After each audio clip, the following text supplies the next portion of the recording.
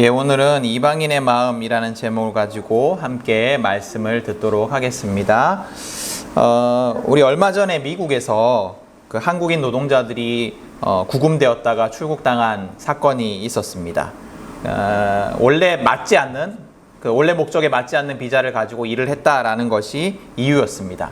다시 말하면 이른바 불법 노동자라는 거죠. 불법 체류자라는 의미로, 불법 노동자라는 이유로 그렇게 했다라는 겁니다. 규모도 대규모였고, 또 한국 대기업들이 미국에 투자한 공장을 짓기 위해 파견된 노동자들이었기 때문에 더 큰 뉴스거리였습니다. 이후에 트럼프 행정부는 기업이 외국 전문 인력을 고용할 때 이용하는 H-1B 비자 수수료를 매년 10만 달러로 올리는 행정서명에 사인을 했습니다. 그러니까 매년 우리 돈으로 1억 4천만 원 정도를 내야지 그 비자를 갱신해 주겠다라는 서명이었어요. 그전에는 이게 훨씬 저렴했었는데 엄청나게 많이 높인 거죠. 그러니까 단순 노동 인력뿐만 아니라 전문 인력까지도 외국인들 고용하지 말고 미국인을 고용하라라는 그런 의도인 것 같습니다. 우리는 합법적인 테두리 안에 허락되지 않고 체류하거나 노동하는 사람들을 불법 이민자, 불법 노동자라고 이야기를 합니다. 그런데 이들을 돕는 인권단체에서는 이 불법 체류자라는 말 대신에 미등록 이주민이라는 단어를 사용할 것을 제안하고 있어요. 왜 그러냐면 불법이라는 그 단어가 주는 강력한 이미지 때문입니다. 여러분, 우리는 매일매일 살아가면서 조금씩 범법을 저질러요. 뭐 예를 들면 운전을 하다가 규정 속도를 조금 위반하기도 하고, 또 길을 걷다가 길을 걸을 때도 무단횡단을 하기도 합니다. 또 뭐 작은 쓰레기를 버릴 때도 있어요. 근데 이런 것들 다 불법이죠. 다 불법입니다. 그러나 이런 것들이 대단한 범죄는 아닙니다. 그래서 단속이 되더라도 과태료 정도 내면 되는 그런 일들이죠. 인권단체에서 이야기하는 것은 체류 조건을 어겨서 살고 있는 사람들도 남들에게 큰 피해를 주는 범죄가 아니라 행정적인 조건, 행정적인 규정을 위반한 사람들이다라는 거죠. 그래서 이제 불법 체류자라고 하면 굉장한 범죄를 저지른 사람인 것처럼 느껴진다라는 거예요. 실제로 내국인들이 일하기 싫어하는 위험하고 힘든 일을 하는 공장이나 또 농업, 어업 현장에는 그 미등록 이주민들이 없으면 운영이 안 된다고 해요.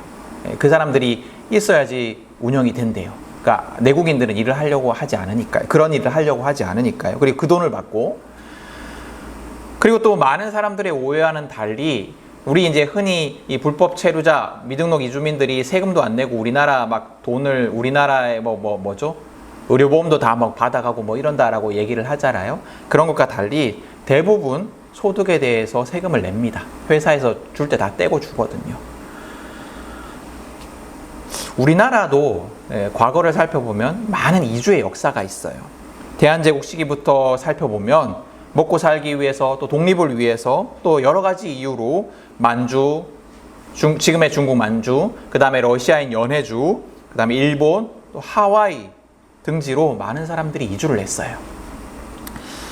지금 우리가 차별하고 혐오하는 국내 거주 중국인들의 대부분이 이들의 후손입니다. 이때 나갔던 우리 조선족이 우리 조상들의 후손이에요.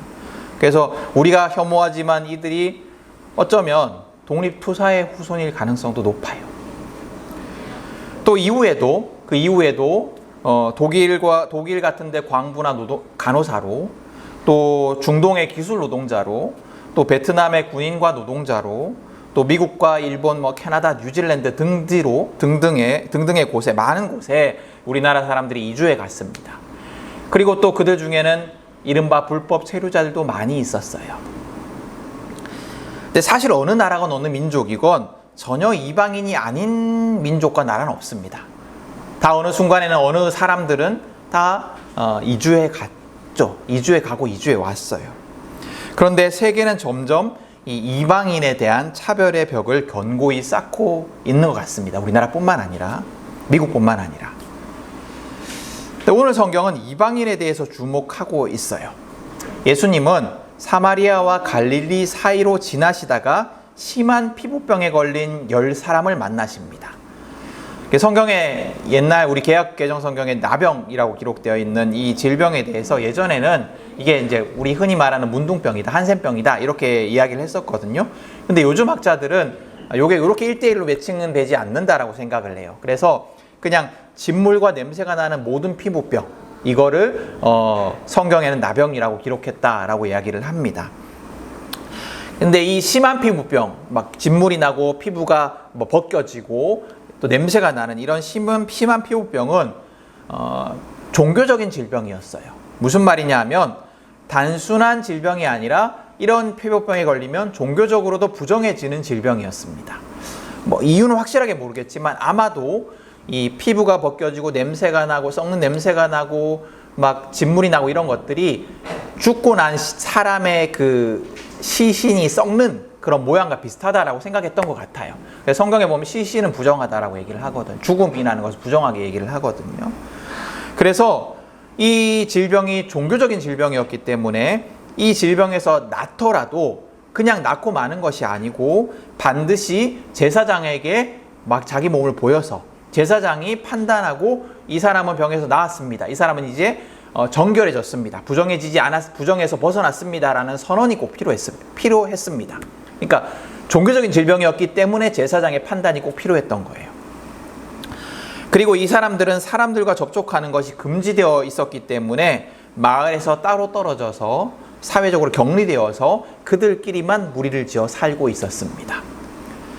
그랬기 때문에 오늘 성경에도 어떻게 기록을 하고 있냐면 이 사람들이 예수와 멀리 떨어져서 예수 선생님 우리를 불쌍히 여겨 주십시오라고 소리를 질렀다라고 이야기를 하고 있습니다. 가까이 올 수 없기 때문에 멀리 떨어져서 그렇게 큰 소리로 예수님을 부른 거예요.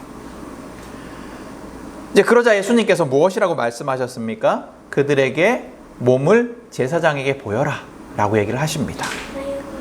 제사장에게 보이라는 것은 무슨 의미냐면 피부병에서 나은 것을 확인받고 정결해졌다라는 선언을 받으라는 거예요.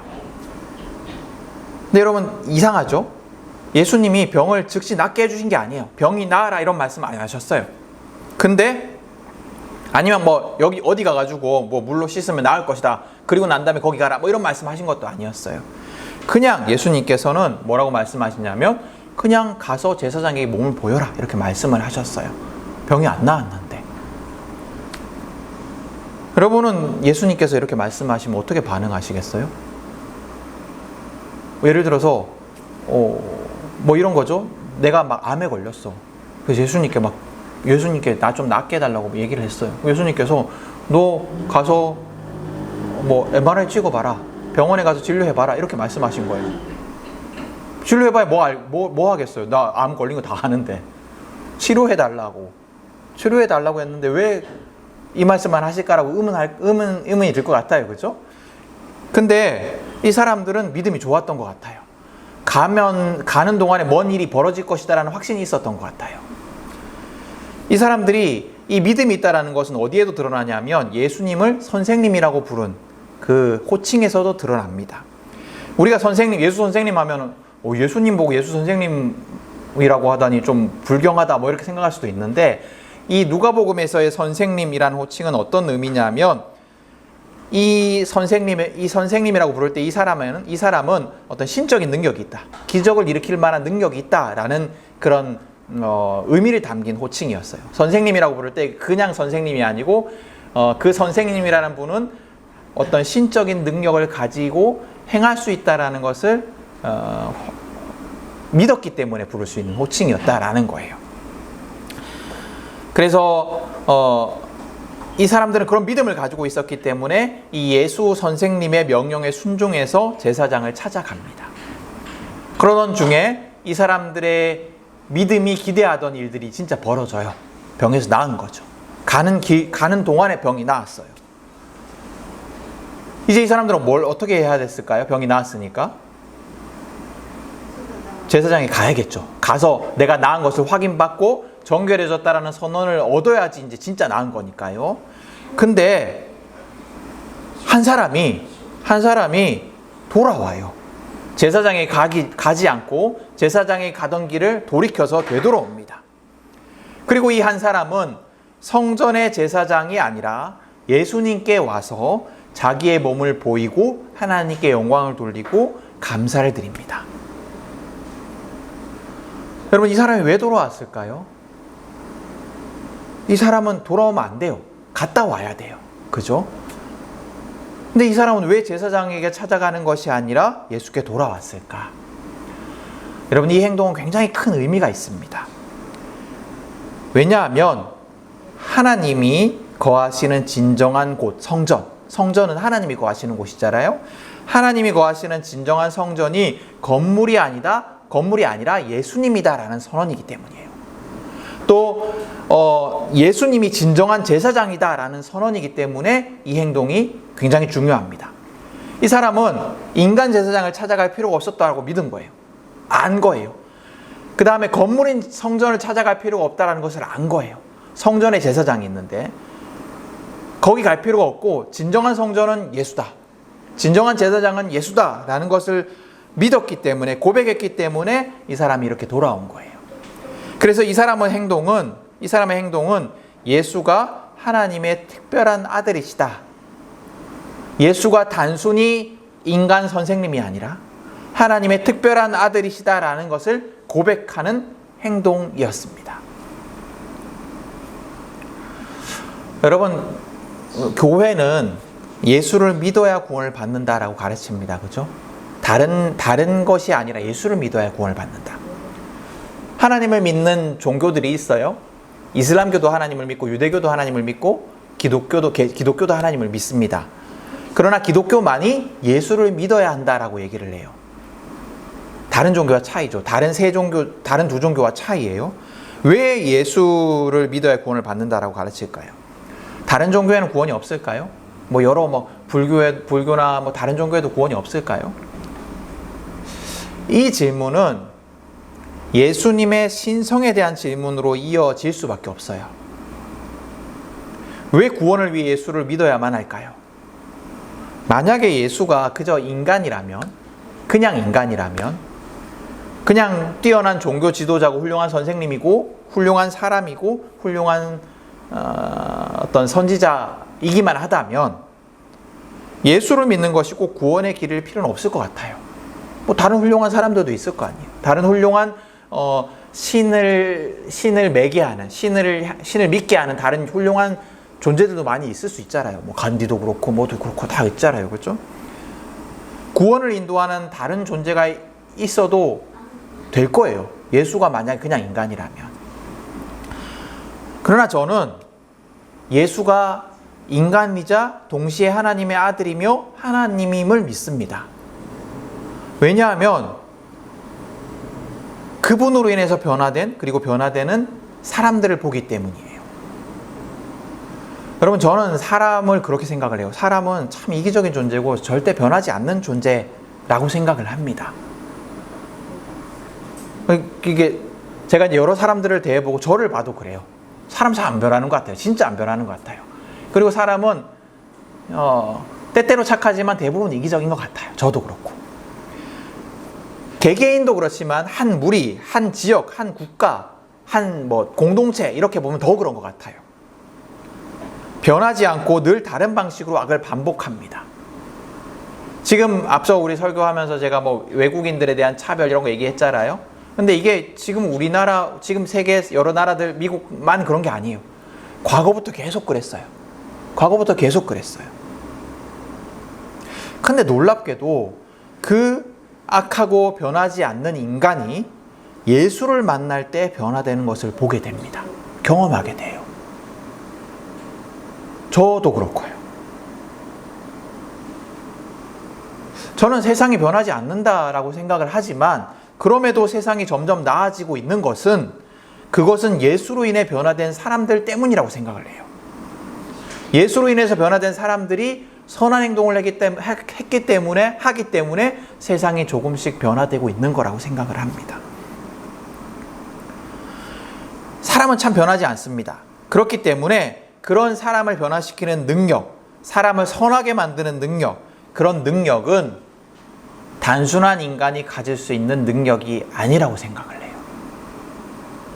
그런 능력은 신적인 존재, 신이 아니라면 일으킬 수 없는 능력이라고 생각을 합니다. 그래서 저는 예수의 신성을 믿습니다. 예수님이 하나님의 아들이라고 고백해요. 그리고 예수 안에 구원이 있다라고 믿습니다. 여러분, 다른 종교에 구원이 있습니까? 라고 묻는다면 저는 사실 관심이 없어요. 다른 종교에 구원이 있는지 없는지 모르겠어요. 그러나 확실한 것은 예수 안에는 구원이 있음을 믿는다라는 거예요. 10사람 중 유일하게 돌아온 이 사람은 예수가 단순한 선생이 아니라 하나님임을 믿었던 것 같아요. 하나님의 아들이신 예수님을 깨달았어요. 그리고 그랬기 때문에 다시 돌아와서 예수님을 진정으로 만납니다. 멀찍이 떨어져서 만났던 그 예수님을 이제는 진정으로 발 앞에 엎드려서 예수님 가까이에서 만납니다.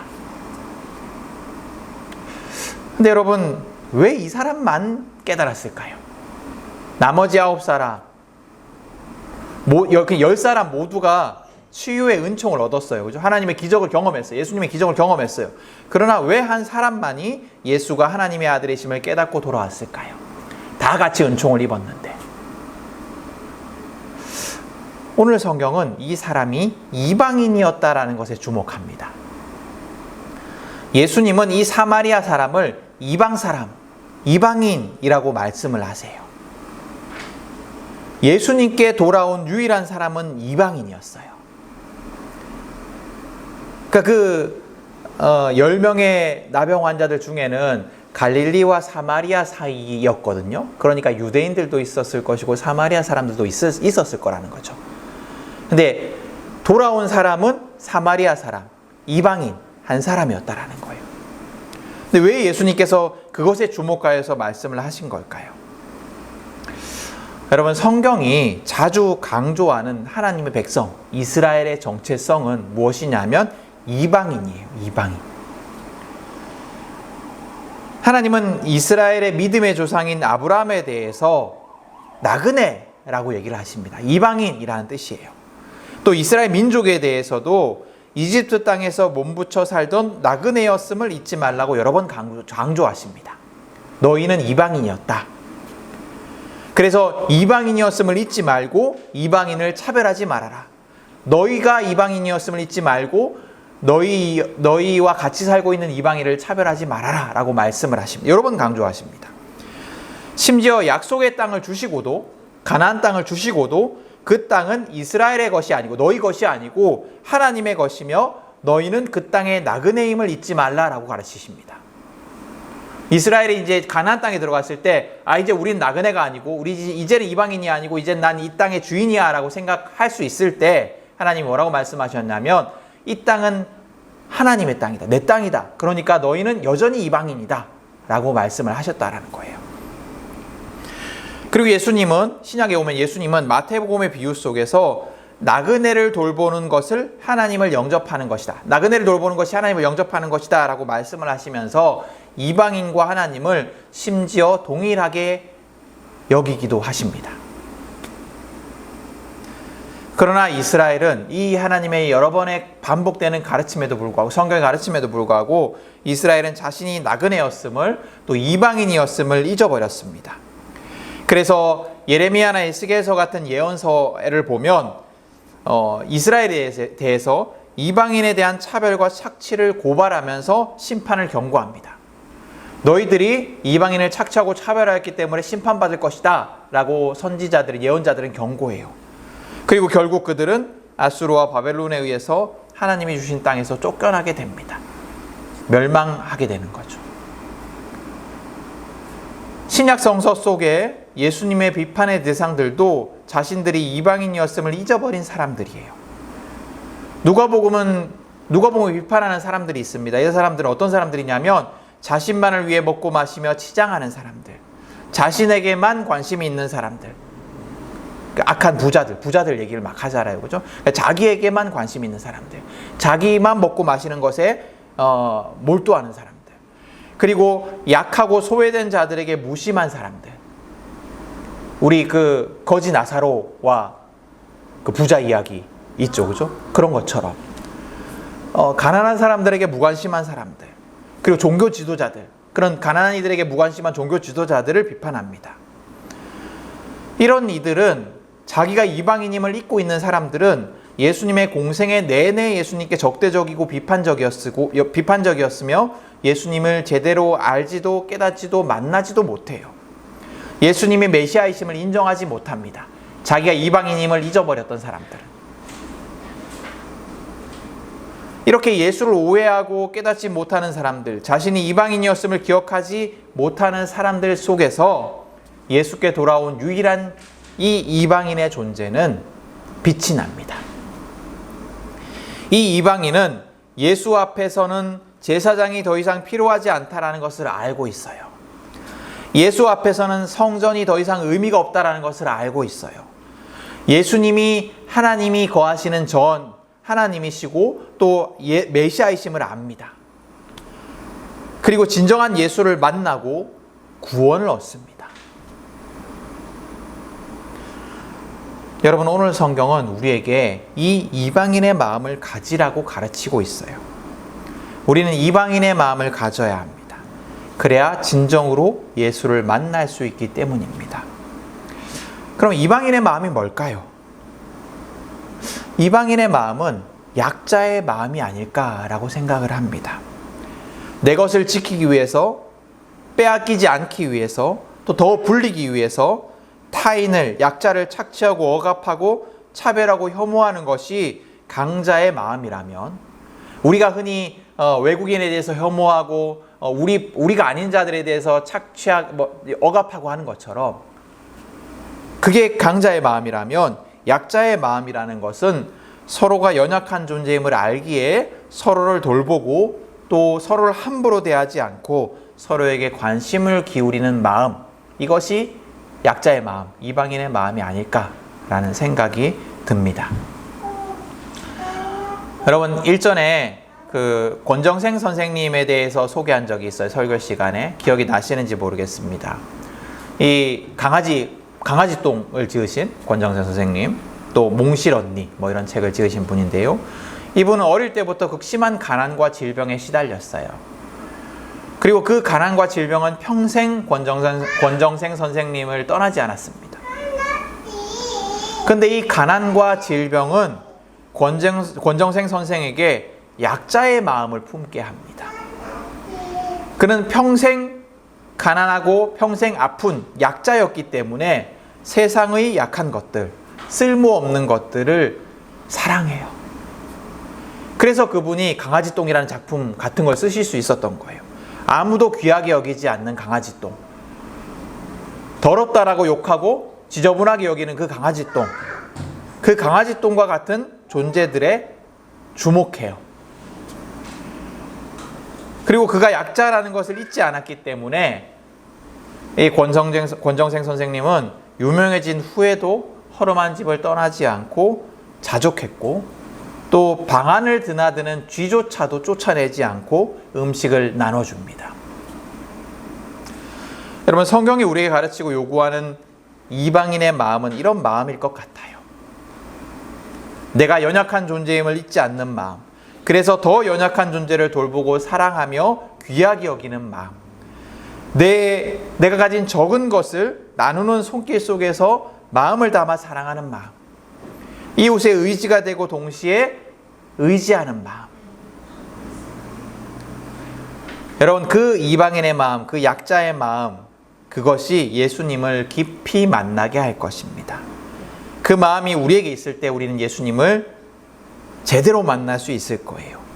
예수님이 어떤 분이신가 제대로 알 수 있을 것입니다. 그리고 구원을 누릴 수 있을 거예요. 여러분, 이방인의 마음, 나그네의 마음을 품으십시오. 모든 존재를 돌보고 사랑하며 귀하게 여기십시오. 타인을 함부로 대하지 말고 관심을 기울이십시오. 서로를 의지하고 또 서로의 의지가 되어 주십시오. 그리고 예수님을 사랑하고 찾으십시오. 그런 마음 속에 구원이 임할 것입니다. 그 은총이 우리 모두에게 임하기를 간절히 축복합니다. 아멘. 우리 함께 기도하도록 하겠습니다. 우리 주보에 있는 기도문으로 함께 한 목소리로 기도합니다. 준비됐어요? 예, 우리 함께 기도하도록 하겠습니다. 나그네를 사랑하시는 하나님, 나그네임을 잊지 말고 살게 하소서. 나그네 된 자들이 곧 나임을 잊지 않고 이방인들을 사랑하고 돌보는 사람 되게 하소서. 내게 있는 것으로 돌보고 사랑하고 나누게 하소서. 구원의 하나님, 홀로 예수께 돌아온 이방인의 마음 내게도 주소서. 연약함을 잊지 않게 하시고 서로를 돌보고 의지하며 사랑하게 하소서. 이방인의 마음 속에서 예수를 깊이 만나고 사랑하게 하소서. 예수께서 주시는 구원을 누리게 하소서. 예수님의 이름으로 기도드립니다. 아멘. 우리 함께 마음을 모아 침묵으로 기도하도록 하겠습니다.